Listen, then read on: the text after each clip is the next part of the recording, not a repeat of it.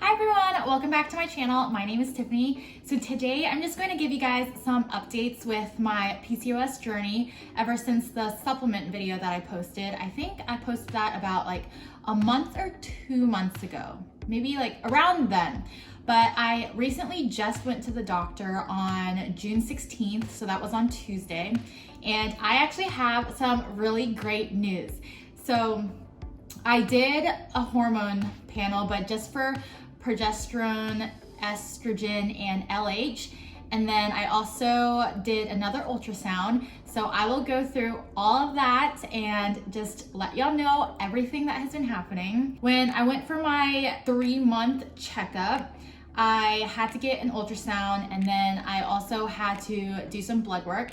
And then I also talked to my doctor about everything that had been going on. But before we go into this video, I will be talking about my period. So if you don't want to hear about that, then go ahead and click out of this video. But it is so important for you to find a really, really good doctor. So don't ever settle for an okay doctor if you're not comfortable with them, if you are able to go find another doctor. So I understand people can't just go and find all these different doctors and test all these doctors before they find a good one. But if you are able to do that, then don't ever settle for a doctor that you don't feel like they are committed 100% in helping you. So the doctor that I have now is so amazing. She always listens to everything I say, and I feel like she really just wants to help me, and she explains everything so thoroughly too, that I feel like with her that I am actually understanding this condition a lot more. When I went in for the appointment initially, I did have some things that I wanted to talk to her about. So in May and April, I didn't really get a period. It only lasted for like a day, so it was really, really strange. And then when I told the doctor that, she was like, that's not enough bleeding for you to shed your uterine lining, and I don't want you to end up getting uterine cancer. So she was like, if you didn't ovulate, then you will have to take progesterone, but just wait until you get your blood work back so then we can tell you or not to take it. And then when she did the ultrasound, my uterine lining was kind of thick compared to what it was before. So that's why she told me that I needed to take the progesterone if I didn't ovulate, because she needed that lining to shed. And so I was like, okay, but I just had to wait until the blood work came back. It's so weird. Every time after I go to the doctor, my period literally comes, and now it is here and in full force. And I am cramping so badly, but I needed to make this update video so I can get this out for you guys. To start off, my breasts were hurting so bad for like a week, and that has never happened to me before. So I had no idea why this was happening or what was going on with my body. And then I was cramping really, really badly as well. So I told her that. And then when I told her that my breasts were hurting really bad, she was like, oh, that sounds like you have ovulated, because that's a typical sign that you have ovulated. And I was like, oh my gosh, if that actually happened, then I'm going to be so excited, because ever since I've been going to the doctor since November of 2019, I've been getting blood work done, and the blood work has never shown that I have ovulated. So the fact that she said that I possibly could have, I was so excited, because that means all the hard work that I've been doing has finally paid off up until that point. And so she was like, of course we can't really confirm that just yet unless we look at the ultrasound, see if we can see anything, and then when we do some blood work. So I told her about the cramping as well, and she was like, that typically happens for like a couple days when you do ovulate, so that could be what that is as well. And so I was like, okay, that's so exciting. So we go and do the ultrasound, and she looks at my ovaries, and everything looks so much better. I cannot explain how happy I was to hear that. But going into this appointment, I was so nervous because my ovaries did not look good the first couple times the doctors took a look at it. And so when she looked at my ovaries, the cysts have shrunk, and a lot of them have gone away too. So that was the best news to me ever, because everything I have been doing up until this point has been really, really tough, with just strict dieting, exercising, taking all these supplements, and making sure that it's working for my body. And it can get very disheartening and very frustrating, because you never know if it's going to work or not. So it's literally just like trial and error and you playing with your body until you figure out what is actually working for you.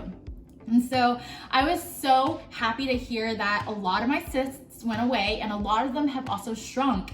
And then she wanted to check to see if I was ovulating, but she couldn't really tell because apparently like if you're ovulating, it will show on your ovary, it leaves a little mark or something. I can't really remember what she said, but she couldn't really tell if I ovulated or not, but the right ovary did look bigger than the left ovary.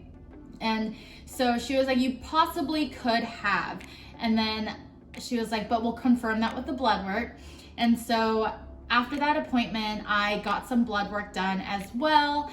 And then they just called me yesterday with my results and I did ovulate. So I am so happy that this has happened because this is the first time since November of 2019 that I did, which is crazy because that's what, November, December, January, February, March, April, May, June, 8 months of not ovulating and finally being able to for the first time ever. Like that is really, really exciting. And it just gives me so much more hope that I will be able to get pregnant and that my body is finally going towards the right track of just reversing all of these symptoms.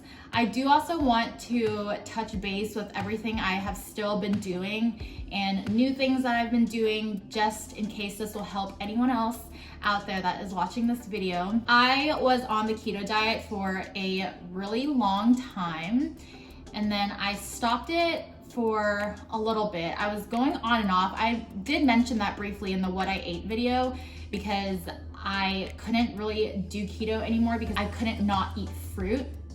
And so I am now doing keto and then skip a day, keto, skip a day, keto, skip a day. So on Sundays I'll do keto, on Mondays I'll eat fruit, on Tuesdays I'll do keto, and then so on, and then I'll just keep that pattern throughout the rest of the week. And so recently, starting in May, I have been eating a lot of fruit.